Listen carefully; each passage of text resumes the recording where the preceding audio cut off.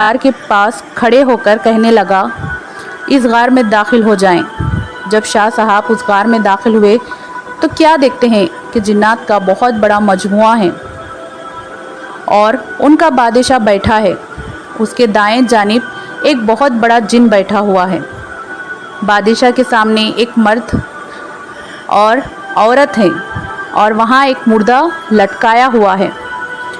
انہوں نے حضرت شاہ صاحب کی طرف اشارہ کر کے کہا کہ اس آدمی نے ہمارے بیٹے کو قتل کر دیا ہے، ہمیں قصاص دلوانا چاہیے۔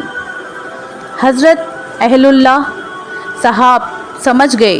آپ نے فرمایا، تم لوگ مجھ سے قصاص نہیں لے سکتے، کیونکہ حدیث شریف میں آتا ہے کہ جس شخص نے اپنی ہیت بدل دی، اگر اس کو کوئی شخص غلط فہمی سے مار ڈالے، اس مارنے والے سے قصاص یا خون بہار نہیں لے سکتے۔ بادشاہ نے اس جن سے جو اس کے دائیں جانب بیٹھا تھا پوچھا کہ کیا یہ حدیث سرور کائنات صلی اللہ علیہ وآلہ وسلم کی ہے؟ معلوم ہوتا ہے کہ وہ جنات سب مسلمان تھے۔ اس نے کہا، ہاں، یہ حدیث شریف ہی ہے۔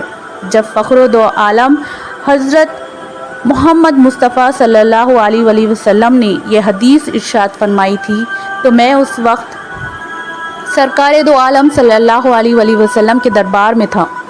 میں نے اپنے کانوں سے اس حدیث کو سنا ہے۔ حضرت شاہ اللہ صاحب فرماتے ہیں کہ بادشاہ نے پھر مجھ سے یہ حدیث سن کر مجھے رہا کر دیا اور مجھ سے قصاص نہیں لیا۔ مجھ کو اپنے رہا ہونے کی اتنی خوشی نہیں ہوئی جتنی خوشی مجھے اس صحابی جن کے دیکھنے سے ہوئی۔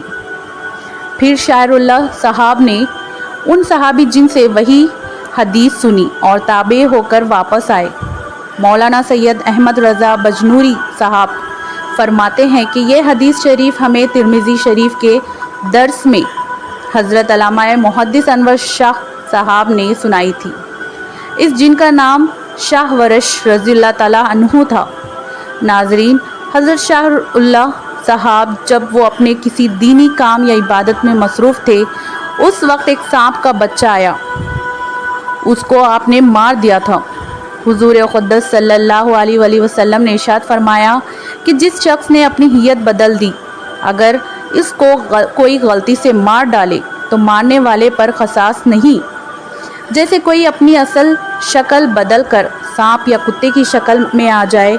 یاد رہے کہ بعض جنات سانپوں کی شکل میں رہتے ہیں، جیسا کہ حضرت نبی کریم صلی اللہ علیہ وآلہ وسلم نے فرمایا، جنات کی 3 قسمیں ہیں۔ ایک تو وہ جن کے پر ہوتے ہیں اور وہ ہوا میں اڑتے ہیں۔